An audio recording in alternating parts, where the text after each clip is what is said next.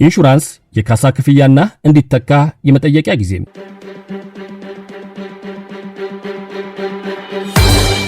የሰሌዳ ቁጥሩ ኮድ 3 A59886 የሆነ የአቶ ሽብሬ ተሽከርካሪ በአቶ መሪድ እየተነዳ ያለ የኦሮሚያ ህብረት ሥራ ባንክ አክሲዮን ማህበር ተሽከርካሪን ገጭቷል።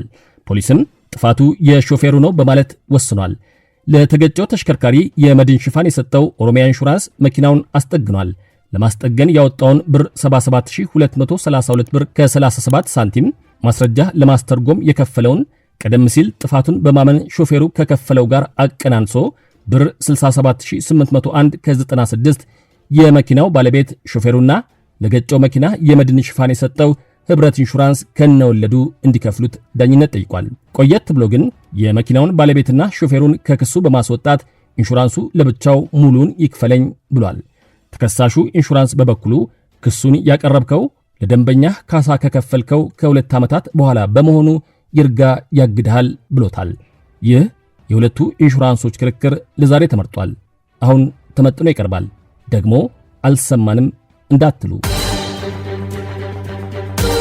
ወደምትሄዱበት ቦታ ሁሉ በሰላም ድረሱ።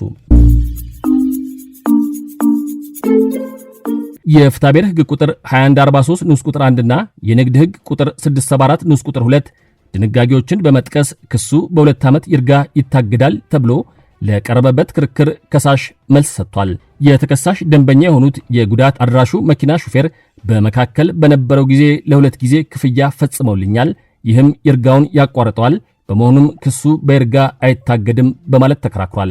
ጉዳዩ የቀረበለት ፍርድ ቤት ባለዕዳ የሆኑ ሁሉ በፍትሐብሔር ሕግ ቁጥር 1901 መሰረት ዕዳው በሙሉ ወይም በከፊል ተከፍሏል ወይም በይርጋ ታግዷል በማለት ባለገንዘቡን መከራከር ይችላሉ።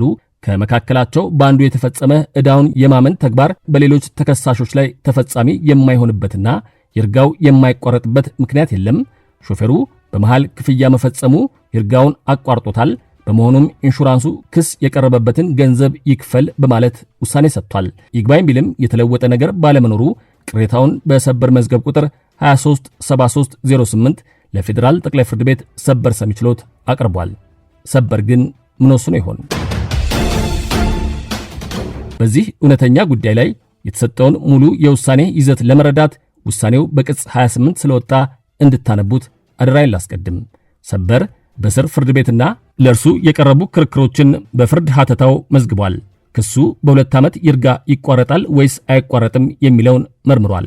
በመሰረቱ ኢንሹራንሱ በእናንተ ጥፋት የከፈልኩት ይከፈለኝ በማለት ክስ ያቀረበው የካሳ ክፍያውን ለደንበኛው ከፈጸመ ከ2 ዓመት በኋላ መሆኑ ተረጋግጧል።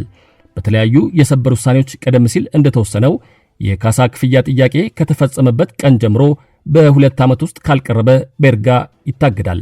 ይርጋ በፍትሐብሔር ሕግ ቁጥር 1852 ንዑስ ቁጥር 1 መሰረት የሚቋረጠው ባለዕዳው በራሱ ዕዳውን ሲያምን ነው የሚለው አንዱ ምክንያት ነው። ይህም ይርጋውን የሚያቋርጠው አምኖ በከፈለው በዚሁ ሰው ላይ ብቻ ሆኖ እያለ አብሮት ባልተነጣጠለ ኃላፊነት የተከሰሱትንም ይመለከታል በማለት የስር ፍርድ ቤት የደረሰበት ድምዳሜና የሰጠው ብይን መሰረታዊ የሕግ ስህተት ነው በማለት ሽሮታል። ሾፌሩ አምኖ ከፍሎ ስለነበር ኢንሹራንሱ እንዳመነ አስቆጥሮ የይርጋ መቃወሚያን ማንሳት አትችልም አይባልም ነው ያለው። በመሆኑም ተጠሪ በአመልካች ላይ ያቀረበው ክስ በይርጋ ቀሪ ነው በማለት ወስኗል። የካሳ ክፍያ በ2 ዓመት ውስጥ መጠየቅ አለበት ብሏል።